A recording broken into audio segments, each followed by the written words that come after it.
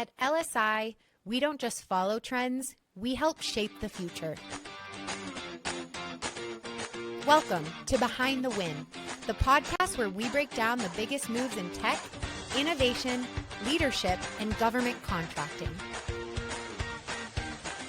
Here at LSI, we're bringing you exclusive conversations with the minds behind groundbreaking advancements, disruptive strategies, and industry-defining wins.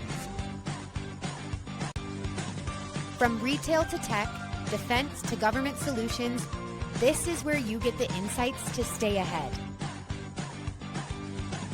Let's go behind the win.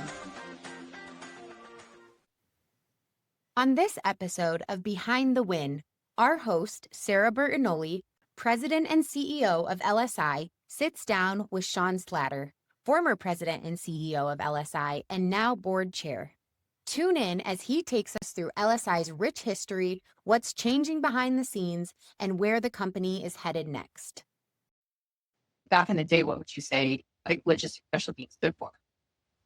Well, I think logistics specialties was an amazing name. It was an emerging science in the early 1970s. Logistics became a discipline. You could get a degree in logistics, and starting in the early 70s. I was the one that changed the branding to LSI from logistics specialties.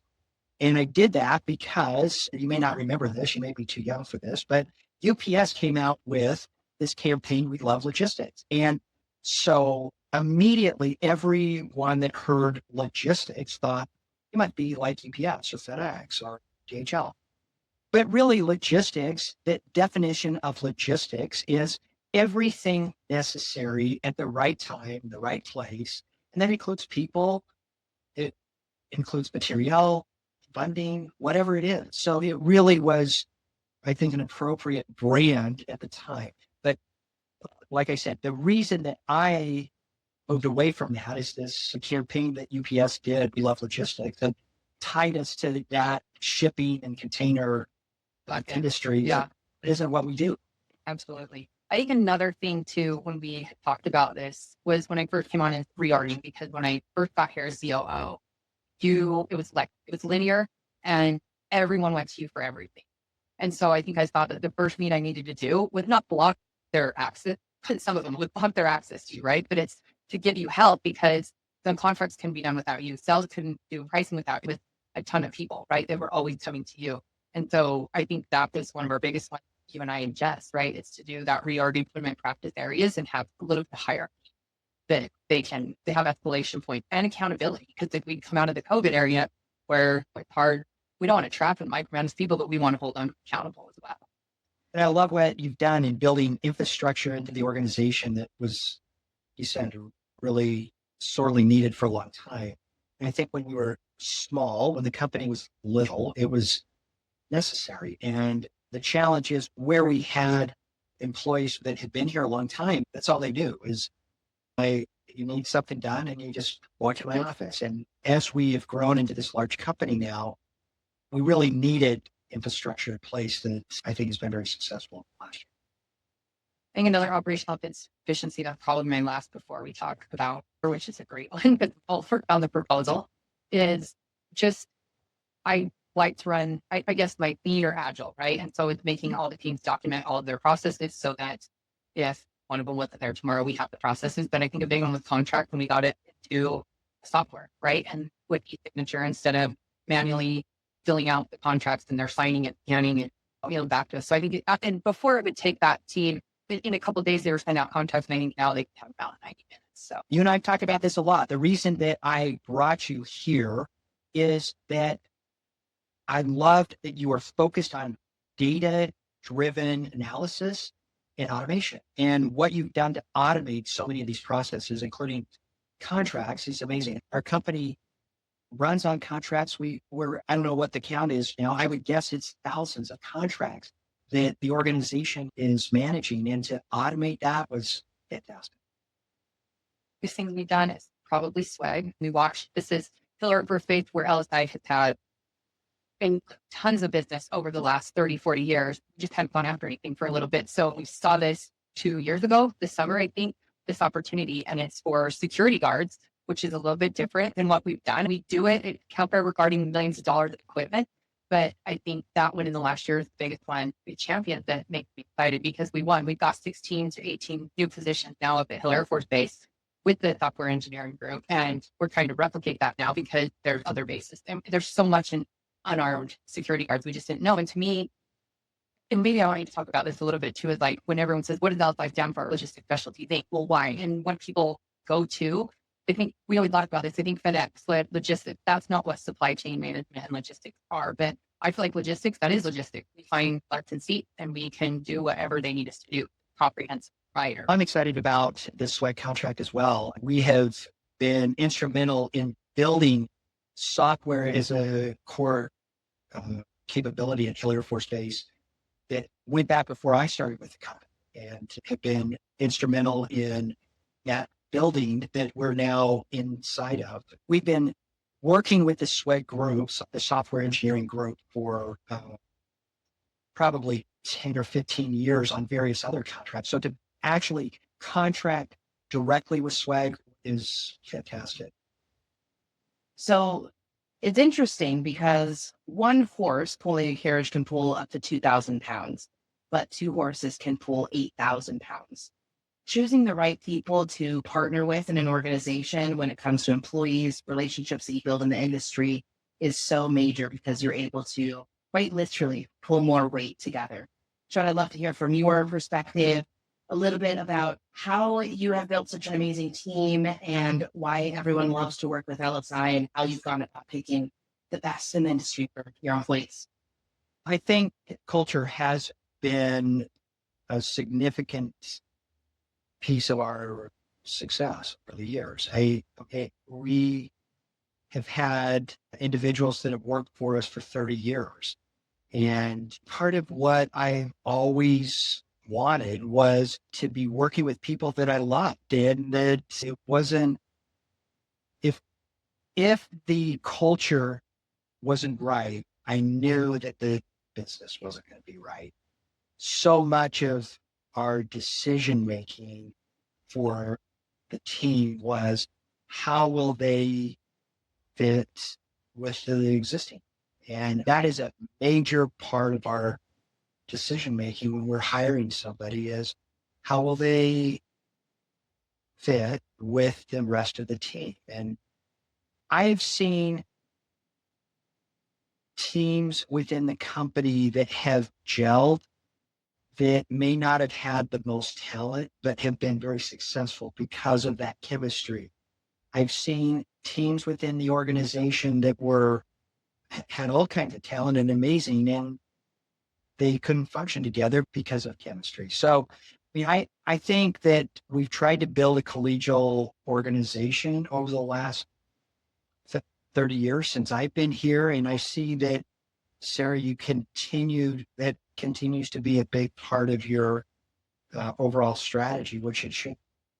I think that one of my biggest things coming here, I was so surprised. There's people that are 17 years, 20 years, 25 years. I just attended Greg's retirement in June, one of our CalFire guys, and he was here 26 years. So there is low turnover, and because they love it. But I think it's because you've been able to grow, but still make them feel like it's a smaller, tight-knit family company to work for.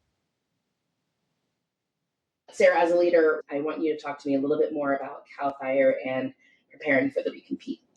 So I think CalFire, I was here maybe a year and a half at that point. And then you said it's going to drop, and it's going to drop before Thanksgiving. Like, we can't even plan on really have a Thanksgiving or a Christmas because we're going to be working on this.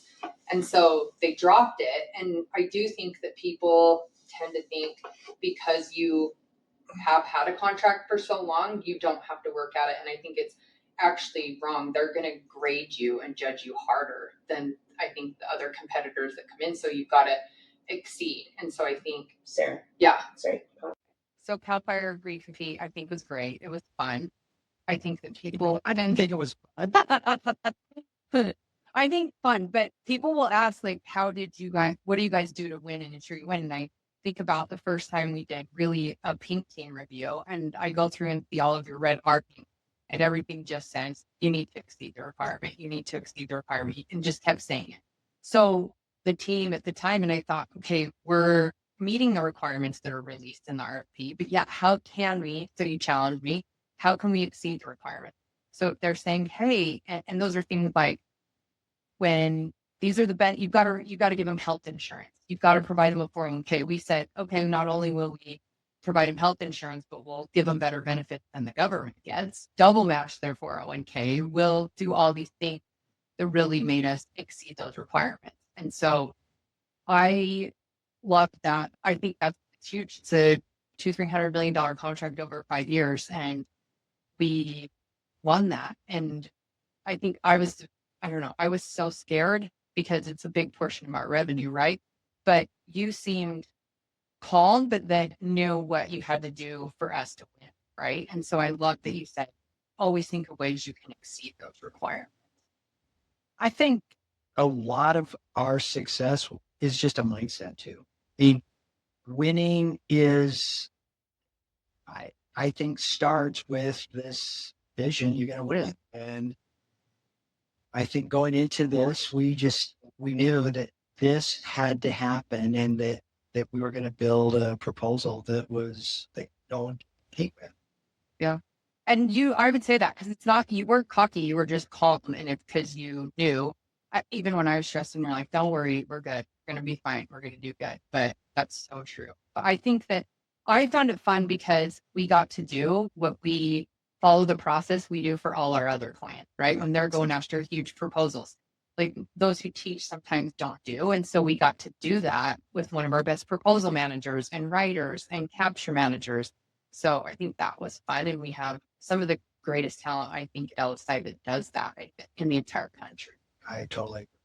Question for you, Sarah. Do you mind starting on the importance of building those relationships with your clients and how those relationships translate to ongoing contracts and bids with them, and how important it is, the same way that you talk with your clients about the ways that they can stay in contact?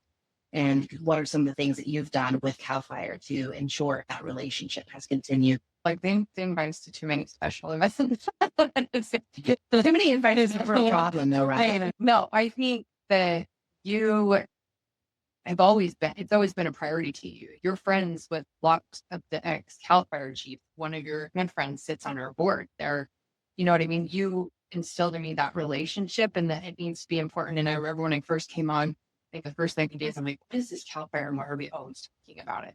Then you're like, okay, let's go out there. So we go out there, and then I'm like, yeah, wow, this is crazy. It's huge. We are doing such great things out there. CAL FIRE, we get to support him. So I love that those relationships you built, you brought me into them, and I've been able to build it with them too, because at the end of the day, it comes down to they want trust and they want loyalty and they want to know that they can depend on you. And that's what we do, is just build that relationship. So I'm out there 6-7 times a year. We make sure someone's going out every month from senior leadership team. So, but I think that's always been the case with the CAL FIRE relationship, right? And this is hard work. This business is hard work. You cannot chat GPT this business. No. It is a relationship-based business, and it requires a lot of creativity and thinking and just putting the time in. I've been criticized over the years of this idea of, oh, all you do is work, but that is this business. It is a hard business, hard work, and it's relationship dependent. You cannot phone it in. No, agreed. And I want you to tell a story that you told me at our board meeting last month. You don't have to say who the name is, but the chief that had called you and said, don't book a return ticket. It's just like a lot of things in life, right? It's the best and it's been the most painful. I look back at the best moments of my career and the most challenging moments of my career, and it's probably CAL FIRE. Yeah.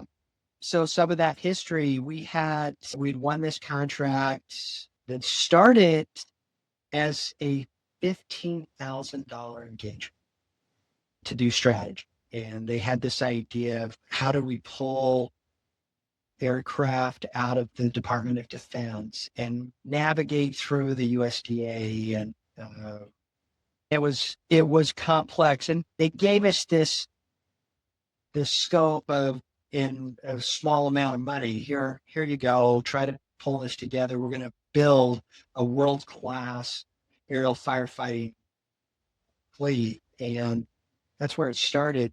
When we won the contract, the initial contract that looks similar to what it is today, although much smaller, we had such an amazing relationship with the entire leadership, who then all left at the same time. They all retired.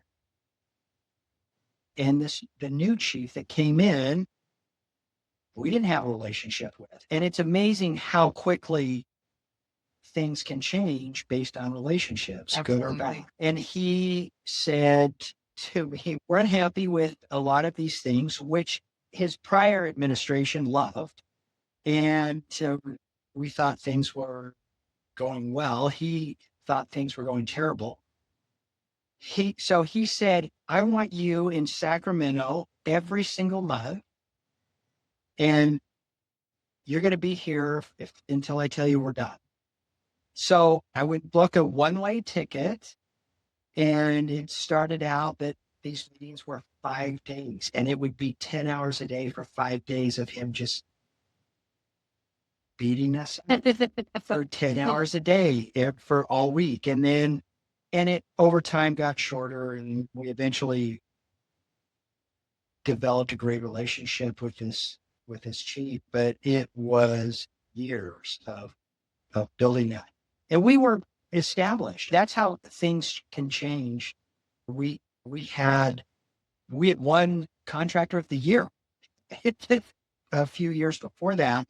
And this new administration said, no, we're going to do things differently. What is a defining moment in LSI's history that has significantly shaped its future? What was a decision that was made that you were like, I can look back and see that there was a turning point here, or I heard this and did that really either inspired or motivated what LSI is today, or something about the way that we do business? I think the time that we decided to go after Cal Fire was probably the most defining moment. Which was what year? 1999. I mean, we've talked a lot about Cal Fire over the last hour. Do you want me to think of something else? I want to think of something else. So let's think about, okay, your grandfather was part of the business. I don't know about you. My father owned the business. The idea of taking over any portion of the business is really intimidating. He built a legacy, and everyone knows him, and coming in as young blood was a little bit challenging. I'd love to hear more about the relationship for you, even coming into the business. So in 1992, I was brought into the company by one of the principals. I think at the protest of my grandfather, he really did not want me part of the business. The reason was, as I had said, they all were combat veterans from the war, and then had spent 30 years working for the federal government and another 20 years building this business. So when I joined the company, it was already 20 years old. There was a decision that had been made, this secret handshake with the principals, that they were just all going to go out together. They were going to turn the lights out and go out. In the early 1990s, there were massive government cuts, particularly in the Department of Defense, which at that time was a big part of our business. And they had brought me in, or this individual had brought me in as a contractor, not unlike your story. And I decided I can do this. This is something I could do. I went to the board and said, I need a job and I think I can run this business. I was 23 years old, and they didn't laugh me out of the room. And I made a proposal to buy them out. And because were they coming to an end? They knew in the next couple years they had all decided we're done. And they were in their late 70s, and a few of them were in their 80s. So it was, it was for them, it was the right time. They could see that a lot of the business that they had focused on for the previous 20 years was coming to them. Me going to them and saying, I'm going to buy out your equity was bold and I think naive. I didn't know that I couldn't. And I just had made a decision that I was going to make this happen and did.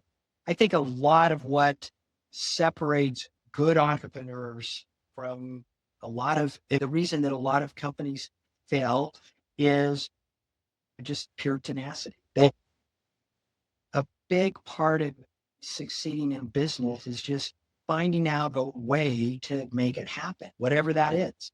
And it might take a lot of time or money or effort or creativity, but that tenacity is so hard to teach. And that's why I think there's very few entrepreneurs. Absolutely. And I think what you said before is with that tenacity, you can already see yourself succeeding and what that looks like before it even happens. My version is I contracted with Sean with LSI for about 6 to 9 months prior to him recruiting me over full time. I came from the financial industry area and knew nothing about government contracting. So how did you even get here? See it Craigslist ad or? No. So his executive assistant at the time is one of my best friends and recruited me over to do contracting on special kind of engagement they needed help with. And then I think you just I think need for operation.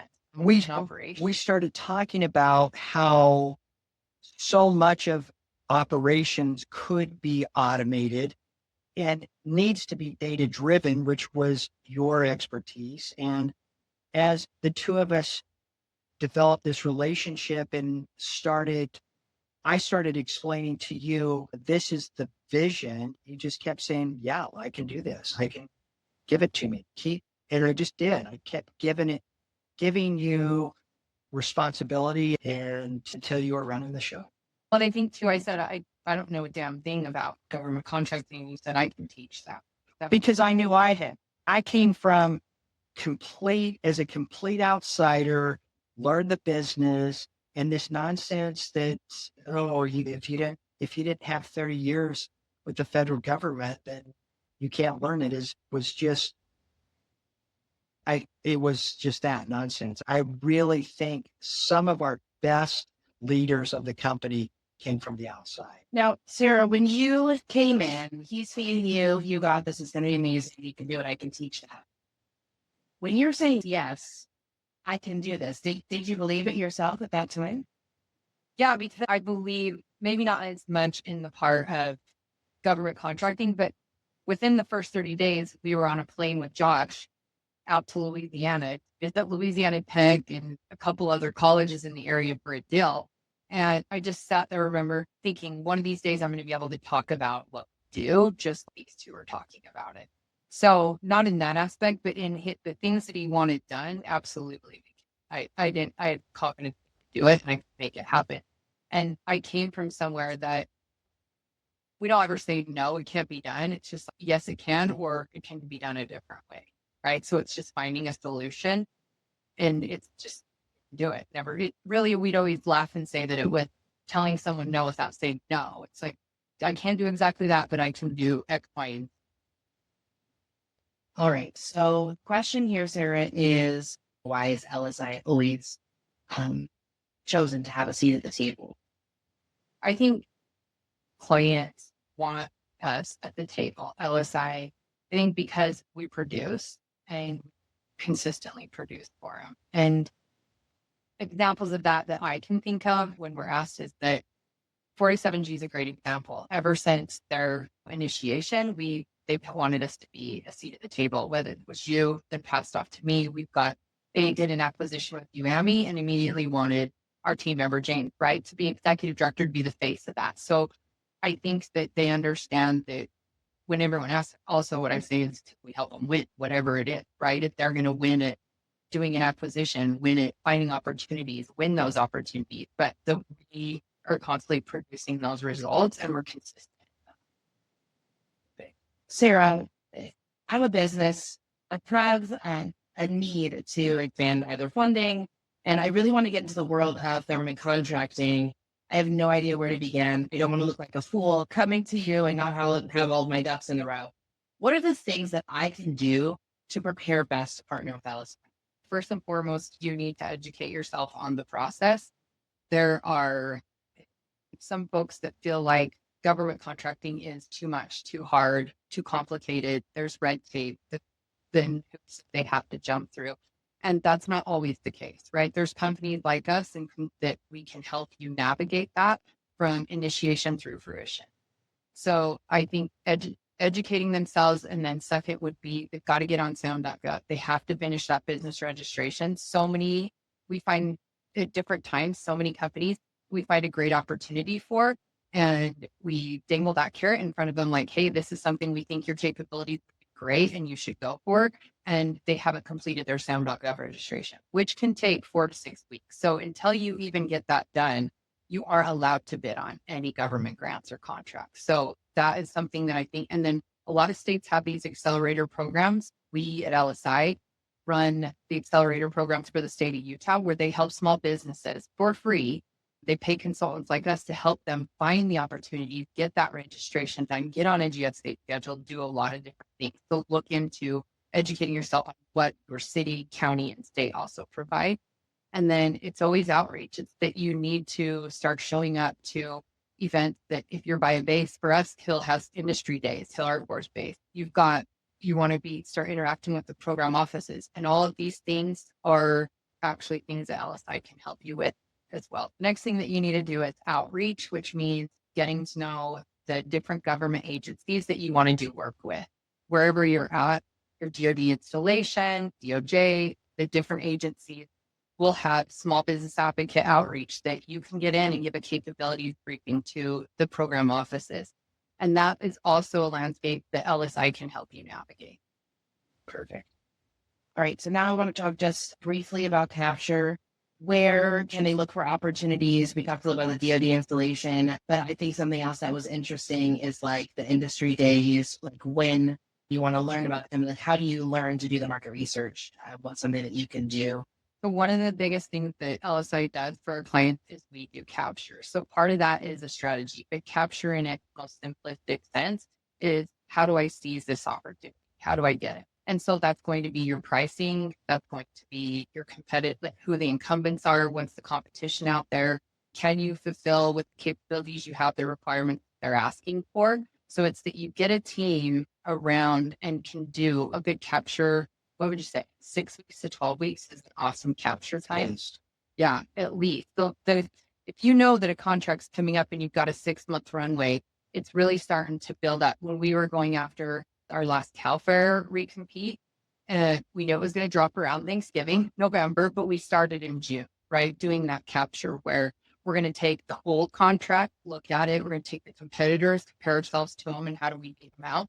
So you've got to, and the best ones you can do is when capture rolls right into that proposal too, with no gaps in between. So the question here is, people are really fearful today, Sean, about the state of government contracting. People are hearing about things being pulled. And is this an industry that's going to be sustainable with these changes, or should people just jump ship? So I think government contracting is at an inflection point right now. I think a lot of government executives are trying to understand how do they prioritize and select the best contract. Right. I do think that AI has changed this industry radically forever. And my assessment and what I would be doing if I was the source selection authority for these large contracts is interviews.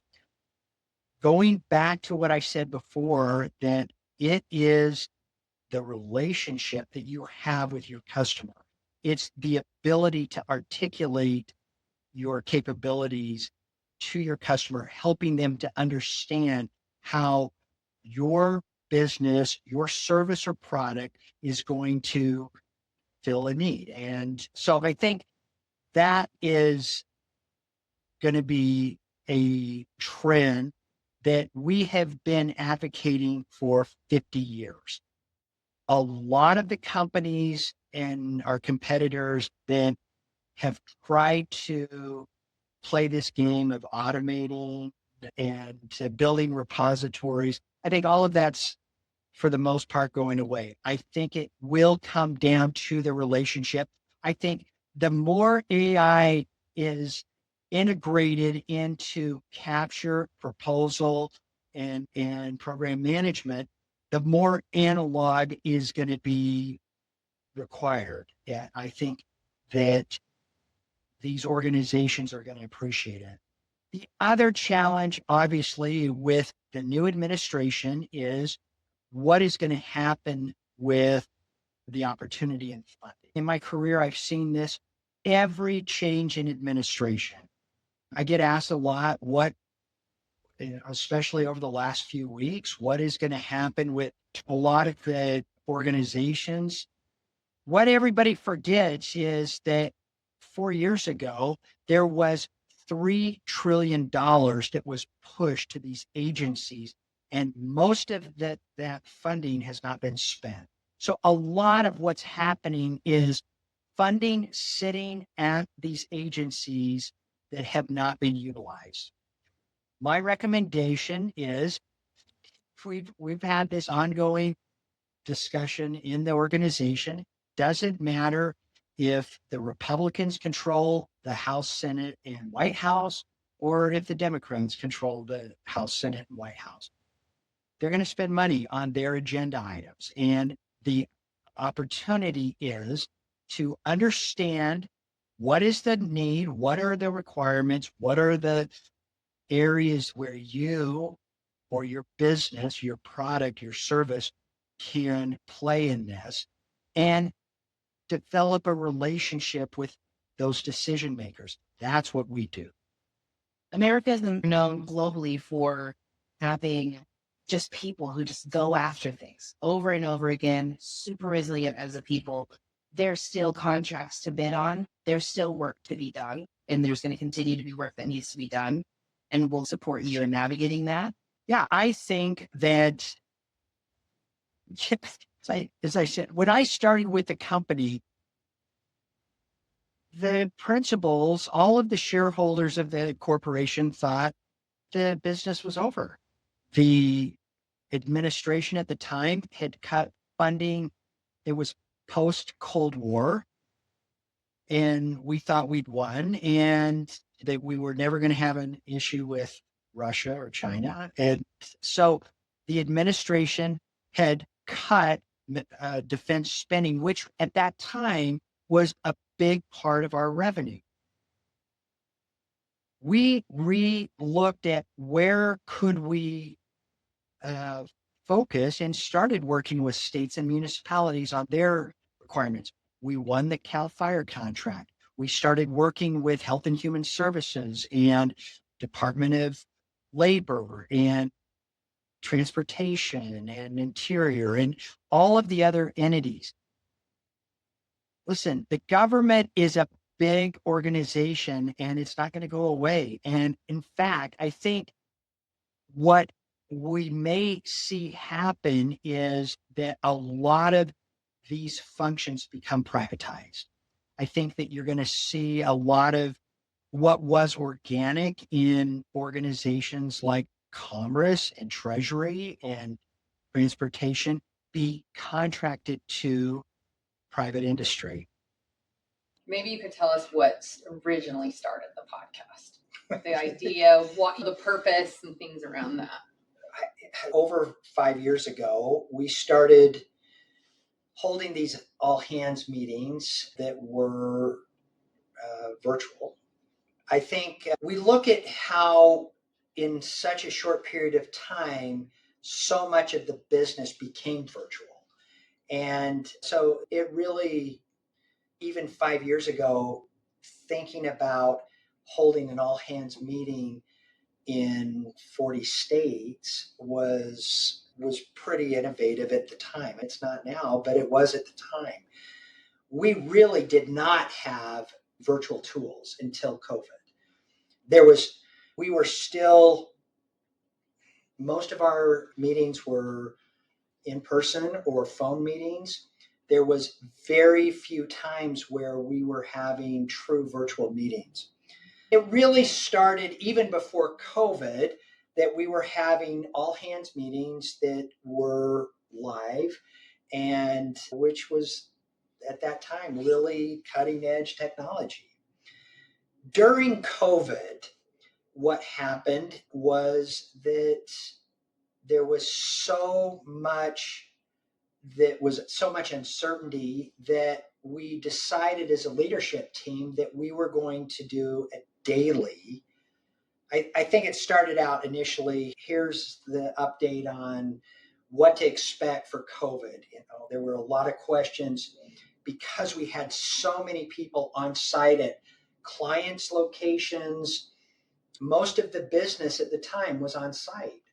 So what do we do if the client is telling us this is what their policy is? And so a lot of it was just establishing a framework for how we're going to respond to COVID. It started out, I think, initially weekly, and then it went every day. What are we going to do today? What can you expect? What is the updated policy? So a lot of it was just feeding information to the team on a daily basis. And it started out very 10, 15 minutes. People loved it. But I think I still came into the office every day during COVID. But most of the team was home, and felt like a way they could stay connected. They felt like it was almost like a team meeting. And so we had a lot of employees that said, could we do some other things? We're interested in learning about other parts of the company. We're interested in learning about engagements throughout the organization. And would you be interested in using this time during COVID to highlight a lot of the organization? And so we did. It also, I think what was unique about Behind the Win when we launched it was there were a lot of people in the organization that didn't have access to me, but they felt like they could listen in on this conversation between me and other members of the team or clients or elected individuals. And they developed a relationship with me. A lot of the employees would have never had a one-on-one meeting with me at that time. And yet this was an opportunity for them to feel like a connection to the corporation, a connection to me. We did a lot of Ask Me Anything episodes that the team would submit questions or comments, and it was everything. It was everything about the corporate strategy, health benefits, time off, whatever it was, which I thought was really beneficial as well. I think I'm really excited that you've decided that you're going to continue Behind the Win. I think we've pushed over 100 episodes of Behind the Win, plus there were at least 70 episodes that weren't pushed, that were just internal episodes. So almost 200 episodes that we put together. I thought it was a pain initially. The team, the Marcom team would come to me and say, oh, we're really loving this, that we've got a lot of feedback from the organization, that it's every Monday they would sit and listen to the Monday episode like an all hands meeting or like a Monday morning meeting. And so every time I was ready to kill the podcast, somebody else would come up and say, no. So we really designed this trying to build an evergreen repository. One of the best stories I think I have of the podcast is that one of our proposal writers was looking for historical data and just information in general on the work that we had done with Alaska Native corporations and Native American corporations.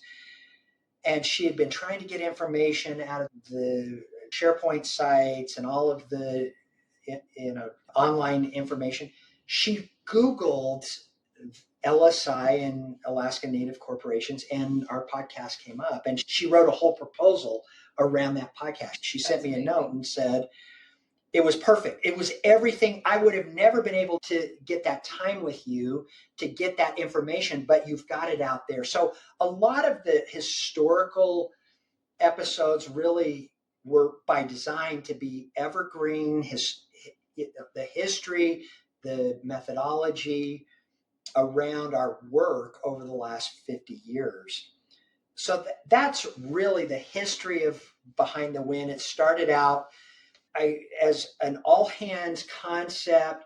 During COVID, really morphed into what became the Behind the Win's themes. And I developed a real love for it. A lot of these episodes were just people that I had an interest in talking to, or concepts that I had an interest in. And I think my advice to you with the series is that you keep that in mind, that if you are having a conversation on a concept or an individual that you have a real interest in, it's going to come through.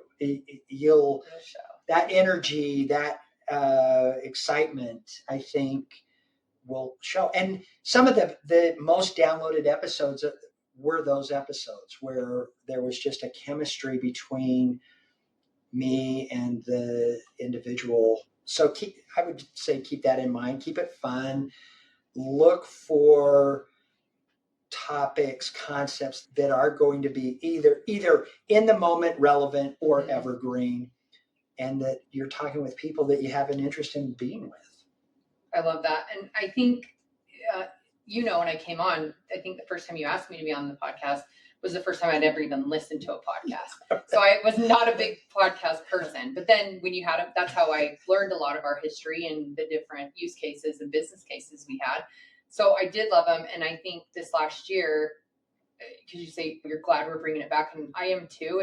I felt like there was so much more I needed to focus on in this first year. Definitely. So that's why I said, hey, let's do it now. It's been a year. Now we can focus on some of this other stuff. And it's not fluff. It's important too, but it's that just other things took priorities. But I'm excited, I think, to carry it on and live up to some of the guests that you've already had on. So it'll be exciting. To learn more about how LSI is helping mission-driven organizations win where it matters most, visit us at lsiwins.com. Until next time, keep showing up, keep leading, and keep winning.